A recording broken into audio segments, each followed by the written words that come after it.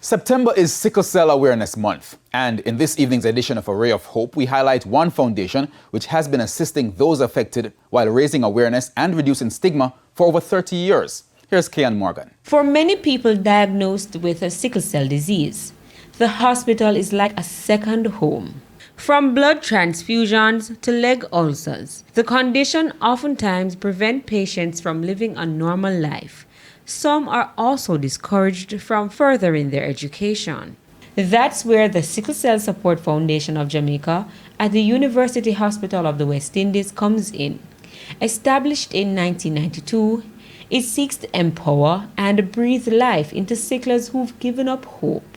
Camille Daly is one of the co-founders. When we were trying to recruit persons to come and join us, with our public forums and so on, very, very few patients, they were afraid of revealing the fact that they had sickle cell. They were convinced they would lose their jobs if their bosses found out they had sickle cell, that they would be sort of ridiculed. Ms. Daly says over the years, the foundation has worked hard to raise awareness about the condition. We've helped to humanize the condition, show people achieving, thriving, doing really fantastic things with their lives.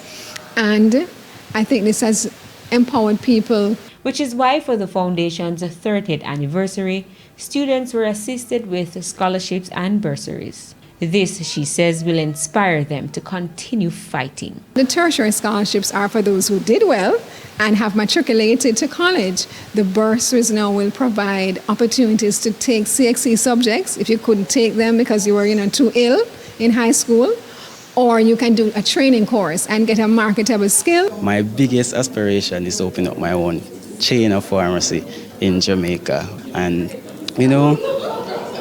we inspirational to the future young ones that are coming up. The foundation also launched a mentorship program for children transitioning to high school. 8 adults living with sickle cell who are successful persons, and they are the mentors. You're not certain what it is, what's going to happen to you. Are you going to be able to manage? Maybe you look smaller than others in your school. A lot of different thoughts that go through, and only another person who lives with the disease can probably understand that the best. It's a known fact that many persons who suffer from the illness don't go far in their educational development, and so it is very good if it is that we can find persons who can come on board and assist the Sickle Cell Foundation. With A Ray of Hope, I am Kian Morgan.